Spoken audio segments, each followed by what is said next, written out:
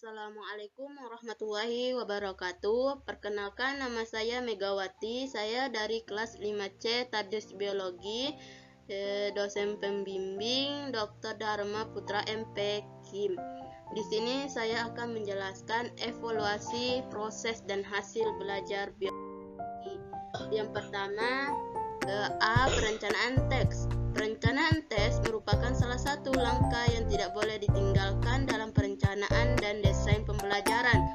Melalui evaluasi yang tepat, bukan saja kita dapat menentukan keberhasilan siswa mencapai tujuan pembelajaran, akan tetapi juga sekaligus dapat melihat efektivitas program desain yang kita rencanakan. Di sini menjelaskan pentingnya perencanaan teks sebagai berikut. Ada 3. Yang pertama, perencanaan teks membantu kita untuk menentukan apakah tujuan-tujuan telah dirumuskan dalam artikan tingkah laku. Hal ini memudahkan perencanaan suatu teks untuk mengukur prestasi belajar siswa. Selanjutnya, ia akan menyatakan bahwa penulis suatu teks akan membantu kita untuk memeriksa tujuan-tujuan dan jika perlu mengadakan revisi sebelum merencanakan pengajaran. Yang kedua, berdasarkan perencanaan teks yang telah ada itu, selanjutnya kita dapat bersiap-siap untuk mengumpulkan informasi yang dibutuhkan. Dengan informasi itu, dapat diketahui bahwa siswa telah memahami tujuan, apakah mereka telah mencapainya, dan sebagainya. Yang ketiga, perencanaan teks memberi waktu yang cukup untuk merencanakan teks. Untuk menyusun suatu teks yang baik, diperlukan persiapan yang matang yang mungkin akan menyita waktu yang cukup banyak. Atas dasar ketiga hal tersebut, kemampuan yang mengembangkan perencanaan teks merupakan suatu keharusan bagi seorang guru atau pengajar. Untuk itu, maka peran perencanaan teks menjadi sangat penting karena perencanaan teks membantu kita untuk menentukan apakah tujuan telah dirumuskan dalam arti tingkah laku.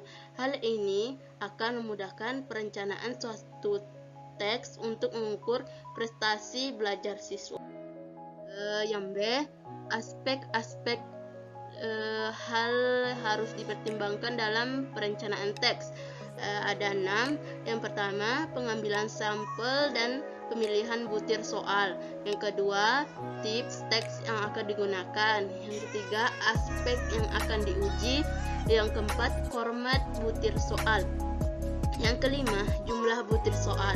Teks hasil belajar harus disusun atas butir-butir soal yang representatif dari ilmu atau bidang studi yang diujikan. Tipe soal yang pertama, esai. Yang kedua, objektif. Yang ketiga, problematik level kemampuan yang diuji.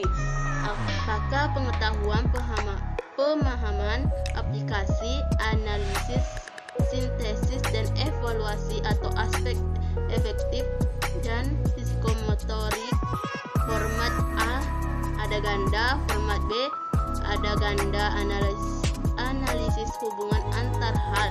Yang format C ganda analisis kasus, atau format D ada ganda kompleks. Dalam menentukan jumlah soal harus mempertimbangkan waktu yang tersedia, biaya yang ada, kompleksitas tugas yang ditentukan oleh teks, dan waktu ujian diadakan.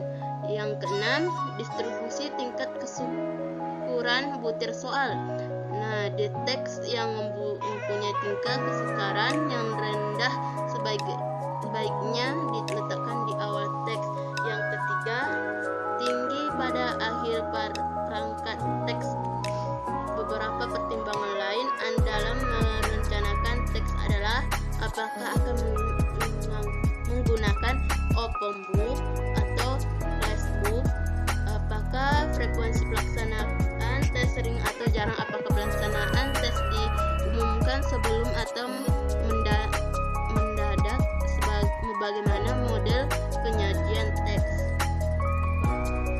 Beberapa hal penting yang harus diperhatikan dalam membuat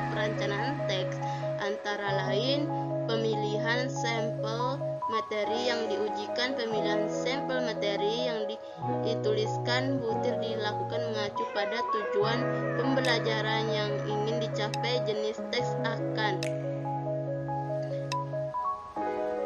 Yang kedua, pemilihan jenis teks yang akan digunakan berhubungan erat dengan jumlah sampel materi yang ada. Di dalam tingkat kognitif yang akan diukur jumlah peserta teks serta jumlah butir soal yang akan dibuat. Yang ketiga, jenjang kemampuan berpikir yang ingin diuji. Setiap mata pelajaran mempunyai penekanan kemampuan berbeda dalam mengembangkan proses berpikir siswa. Dengan demikian, jenjang kemampuan berpikir yang pun berbeda-beda. Yang keempat, ragam teks yang digunakan. Seperti telah dijelaskan sebelumnya bahwa ada beberapa ragam teks yang dapat dipergunakan sebagai alat ukur hasil belajar siswa, baik itu berupa teks objektif maupun teks uraian. Yang kelima, sebaran tingkat kesukaran butir soal. Yang keenam, waktu yang disediakan untuk melaksanakan ujian. Yang ketujuh, jumlah butir soal. Yang C, hubungan perencanaan teks dengan kisi-kisi teks. Hubungan kisi-kisi teks sangat diperlukan dalam membuat perencanaan teks, karena kisi-kisi teks merupakan deskripsi kompetensi dan materi yang akan diujikan. Tujuannya, penyusunan kisi-kisi adalah untuk menentukan ruang lingkup dan sebagai petunjuk dalam menulis soal. Kisi-kisi menggambarkan proporsi banyaknya butir soal untuk setiap pokok atau sub pokok bahasan dan setiap tingkat kemampuan pada ranah kognitif. Baiklah, itulah penjelasan dari evaluasi hasil belajar biologi. Saya akhiri. Assalamualaikum warahmatullahi wabarakatuh.